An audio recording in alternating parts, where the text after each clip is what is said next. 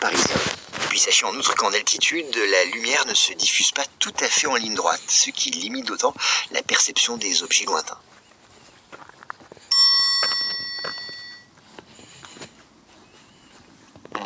Bonjour, vous écoutez le 89e épisode de Moment de vérité, le podcast qui vous aide à mieux présenter vos idées.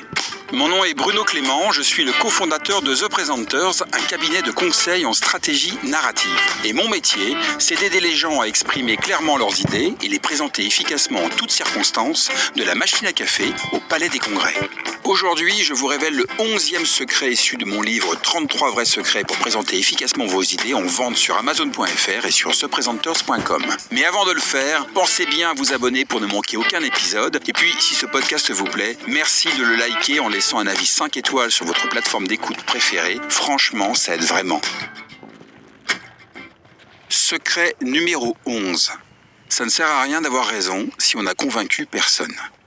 À vaincre sans péril, on triomphe sans gloire. Cette citation du Cid illustre une vérité universelle. Personne n'aime qu'on lui résiste, mais ce sont pourtant les résistances qui font les meilleures histoires.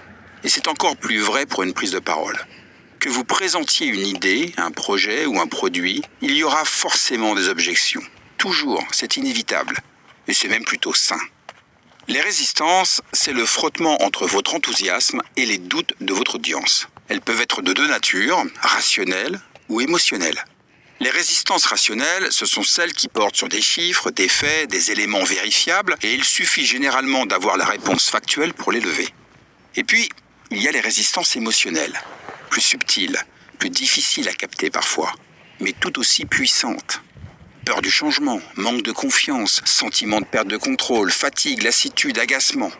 Et ces résistances-là, il est essentiel de les déceler pour bien les traiter. Car vous ne pourrez jamais convaincre quelqu'un de vous suivre s'il n'a pas envie, s'il a peur et s'il ne vous fait pas confiance. Et c'est là que réside une erreur fréquente. Croire qu'avoir raison suffit à convaincre. On pense souvent que si les faits sont solides, l'adhésion suivra. Mais c'est totalement faux. Parce qu'en face de vous, il n'y a pas que des cerveaux analytiques. Il y a des humains, avec leurs filtres, leurs émotions, leurs croyances, leur histoire personnelle. Et ce qui résiste, ce n'est pas toujours ce qui est dit, c'est souvent ce qui est ressenti. Voilà pourquoi il est essentiel, quand vous préparez une présentation, de faire ce que nous appelons chez The Presenters la chasse aux résistances. C'est-à-dire identifier tous les éléments rationnels et émotionnels qui peuvent faire obstacle à votre projet pour construire une argumentation efficace et pertinente. Bref, anticiper les objections pour mieux y répondre. Prenons un exemple concret. Vous présentez un nouveau logiciel interne censé faire gagner du temps à votre équipe. Vous êtes convaincu de son intérêt, vous annoncez la bonne nouvelle, mais en face de vous, on vous écoute poliment, sans enthousiasme. Pourquoi ?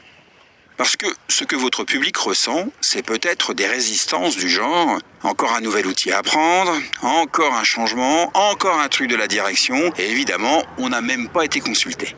Eh bien, si vous ignorez ces résistances-là, dans votre présentation, je vous garantis que vous allez parler dans le vide. Alors que si vous abordez le même sujet en disant « je sais ce que vous vous dites, encore un nouvel outil, encore du temps à passer pour se former comme si on n'avait que ça à faire, alors que justement du temps on en manque ». Eh bien vous savez quoi ? Vous avez raison, oui c'est un nouvel outil, oui vous allez devoir vous former.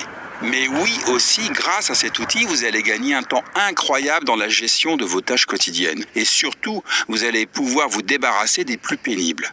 Et laissez-moi vous montrer comment. Il y a une citation anglo-saxonne qui dit « If there is an elephant in the room, introduce it ». S'il y a un éléphant dans la salle, introduisez-le.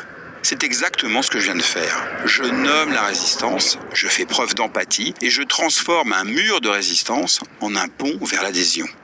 En préparant des réponses adaptées à ces résistances, vous exprimez un leadership serviteur puissant. Vous démontrez votre maîtrise du sujet, mais surtout vous incarnez une vraie écoute des préoccupations de votre public. Donc, pour bien préparer votre prochaine présentation, faites la chasse aux résistances. Cela vous permettra de muscler votre argumentation, voire même de transformer des doutes en adhésion. Merci d'avoir écouté ce 89e épisode de Moment de vérité. On se retrouve la semaine prochaine pour découvrir le 12e vrai secret pour présenter efficacement vos idées.